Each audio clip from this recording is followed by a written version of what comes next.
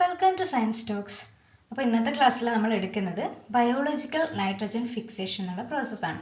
തൊട്ട് മുന്നേയുള്ള ക്ലാസ്സിൽ ജസ്റ്റ് അതിൻ്റെ ഒരു ഇൻട്രൊഡക്ഷൻ, നൈട്രജൻ സൈക്കിൾ എന്താണെന്നൊക്കെ പറഞ്ഞിട്ടുണ്ട്. അപ്പോൾ അതിൽ നൈട്രജൻ സൈക്കിളിൽ തന്നെ ഫിക്സേഷൻ്റെ ഒരു പ്രധാനപ്പെട്ട ഭാഗമായിട്ടുള്ള ബയോളജിക്കൽ നൈട്രജൻ ഫിക്സേഷൻ ആണ് ഇന്ന് ക്ലാസ്സിൽ എടുക്കുന്നത്. അപ്പോൾ അതിന് മുന്നേ ആദ്യമായിട്ടാണ് എൻ്റെ ചാനൽ കാണുന്നതെങ്കിൽ ചാനൽ സബ്സ്ക്രൈബ് ചെയ്യുക, ഷെയർ ചെയ്യുക, ഇഷ്ടപ്പെട്ടെങ്കിൽ കമൻറ്റ് ചെയ്യാം. നമുക്ക് ക്ലാസ്സിലോട്ട് പോകാം.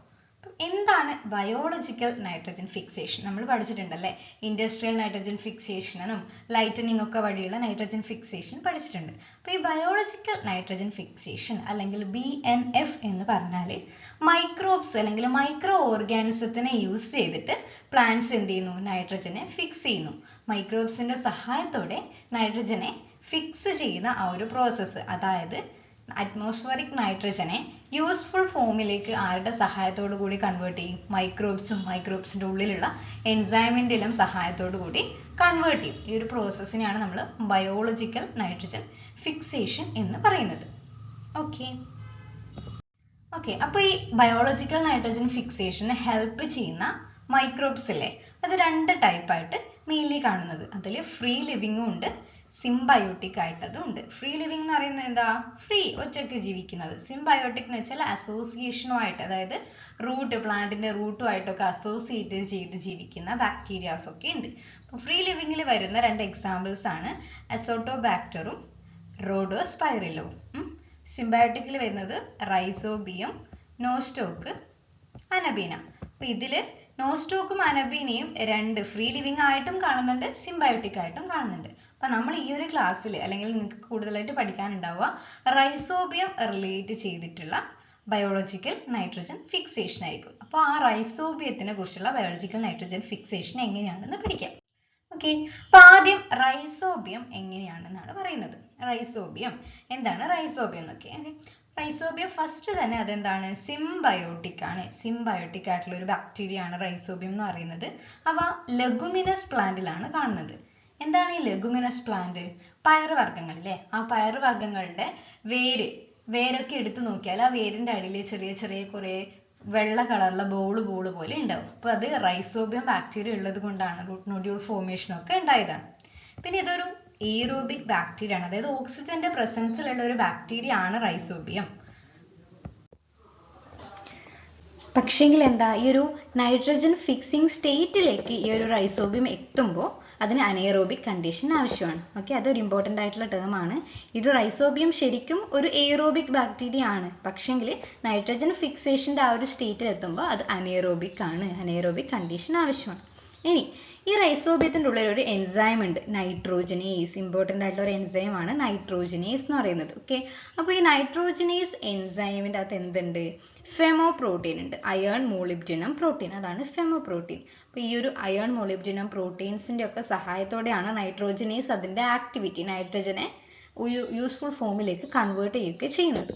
ഓക്കെ, അപ്പോൾ ഈ നൈട്രോജനേസ് എൻസൈമിനെ എയറോബിക് അല്ല, സോറി അനേറോബിക് ആണ്, അനേറോബിക് നൈട്രോജനേസ് എൻസൈം അനേറോബിക് കണ്ടീഷനിൽ മാത്രമേ എന്ത് ചെയ്യുള്ളൂ? ആക്ട് ചെയ്യുള്ളൂ.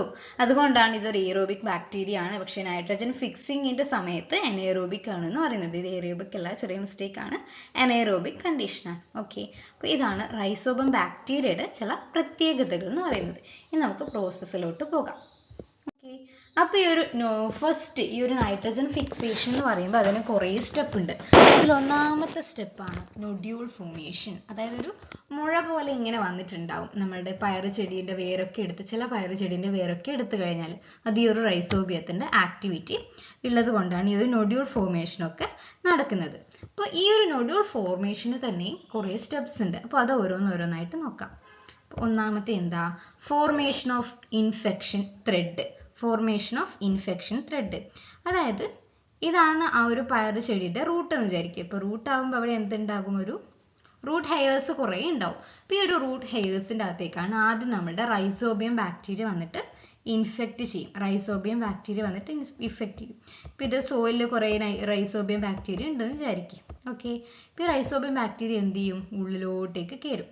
ഇതാണ് ഫോർമേഷൻ ഓഫ് ഇൻഫെക്ഷൻ ത്രെഡ്. കുറേ നൈട്രജൻ ബാക്ടീരിയാസ് അവിടെ ഇവിടെ ഇങ്ങനെയുള്ള നൈട്രജൻ ബാക്ടീരിയ റൂട്ട് ഹെയർസിലേക്ക് പോകും. അതാണ് അതാണ് ഒന്നാമത്തെ സ്റ്റെപ്പ് എന്ന് പറയുന്നത്. ഓക്കെ, ഇനി രണ്ടാമത്തെ സ്റ്റെപ്പ് എന്ന് പറഞ്ഞാലോ കേളിംഗ് ഓഫ് റൂട്ട് ഹെയർ. അതായത് ഈ ഒരു ഇൻഫെക്ഷൻ ത്രെഡ് ഇവിടെ ഇൻഫെക്ഷൻ നടന്നു കഴിഞ്ഞാൽ ഈ ഒരു റൂട്ട് ഹെയർ എന്തായിട്ട് മാറും? കുറച്ച് കേളായിട്ട് മാറും. ഈ ഒരു റൂട്ട് ഹെയർ ഇങ്ങനെയായിട്ട് മാറും. ഓക്കെ, കേളിങ് നടക്കും. അതാണ് രണ്ടാമത്തെ സ്റ്റെപ്പ് എന്ന് പറയുന്നത്. ഇനി മൂന്നാമത്തെ സ്റ്റെപ്പോ infection thread reaches up to cortex. അതായത് ഈ നമ്മളുടെ ഇൻഫെക്ഷൻ ത്രെഡിലെ ഇൻഫെക്ഷൻ ത്രെഡ് എന്ന് പറയുന്നത് നമ്മുടെ റൈസോബിയം ബാക്ടീരിയ ആണ്. അത് ഉള്ളിലേക്ക് സഞ്ചരിച്ച് നമ്മളുടെ കോർട്ടെക്സിലേക്ക് എത്തും. നമ്മൾ ഒരു ക്രോസ് സെക്ഷൻ എടുത്തു കഴിഞ്ഞാൽ കോർട്ടെക്സ് ഉണ്ടാവുമല്ലോ. എപ്പിഡെർമിസ് ഒക്കെ കഴിഞ്ഞ് എൻഡോഡെർമിസ് ഒക്കെ കഴിഞ്ഞാൽ ആ ഒരു കോർട്ടെക്സ് ഉണ്ടാവുമല്ലോ. ആ കോർട്ടെക്സിലേക്ക് എത്തും ആര്? നമ്മളുടെ ഇൻഫെക്ഷൻ ത്രെഡ് എന്ന് പറയുന്നത്. ഓക്കെ, അതിനുശേഷം വരുന്ന സ്റ്റെപ്പ് ബാക്ടീരിയോയിഡ്സ് ഇനീഷ്യേറ്റ് സെൽ ഡിവിഷൻ. ഇവിടെയാണ് ഉള്ളത്. അതായത് ഈ ഒരു ഇൻഫെക്ഷൻ ത്രെഡ് അല്ലെങ്കിൽ റൈസോബിയം ബാക്ടീരിയ നമ്മുടെ കോർട്ടെക്സിലേക്ക് എത്തിക്കഴിഞ്ഞാൽ അവിടുന്ന് രണ്ട് രീതിയിലേക്ക് മാറ്റം സംഭവിക്കാം.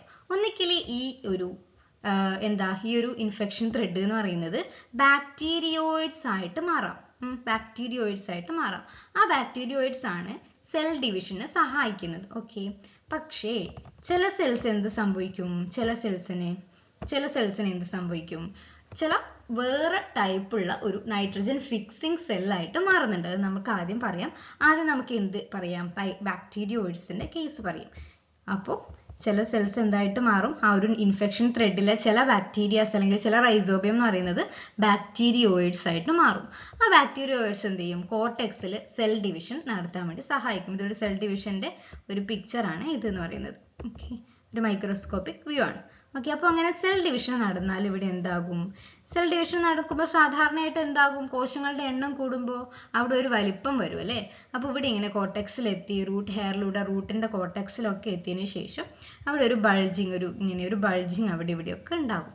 അതായത് കോർട്ടെക്സിൽ എന്ത് സംഭവിക്കും? ഡിവിഷൻ നടന്നല്ലോ.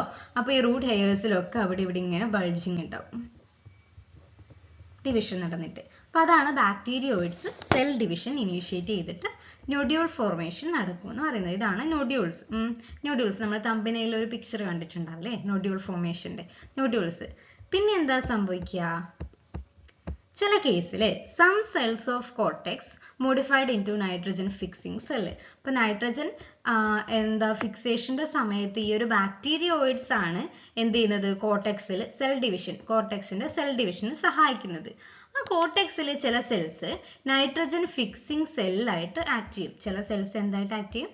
നൈട്രജൻ ഫിക്സിംഗ് സെല്ലായിട്ട് ആക്ട് ചെയ്യും. അതാണ് അവിടെ ഒരു അനേറോബിക് കണ്ടീഷൻ ഉണ്ടാക്കുന്നത്. ആ ഒരു അനേറോബിക് കണ്ടീഷനിൽ മാത്രമേ നമ്മളുടെ എൻസൈം ആയിട്ടുള്ള നൈട്രോജനേസ് എൻസൈമിന് ആക്ടിവിറ്റി ഉണ്ടാവുള്ളൂ. അപ്പോൾ ഇതാണ് നോഡ്യൂൾ ഫോർമേഷൻ. ആദ്യം എന്ത് ചെയ്യും? നമ്മുടെ റൈസോബിയം റൂട്ട് ഹെയറിൻ്റെ അടുത്ത് എത്തിയതിന് ശേഷം അവിടെ എന്ത് ചെയ്യും? ഒരു ഇൻഫെക്ഷൻ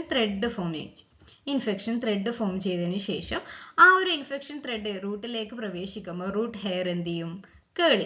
റൂട്ട് ഹെയർ കേള് ചെയ്തതിന് ശേഷം എന്ത് ചെയ്യും? ഈ ഒരു ഇൻഫെക്ഷൻ എന്ന് പറയുന്നത് റൂട്ട് ഹെയറിന്റെ ഉള്ളിലും റൂട്ടിലും ഒക്കെ കോർട്ടെക്സിലെത്തി അവിടെ എന്തുണ്ടാക്കും? ബാക്ടീരിയോയിഡ്സ് ആയിട്ട് മാറി കോർട്ടെക്സിൽ സെൽ ഡിവിഷൻ നടക്കും.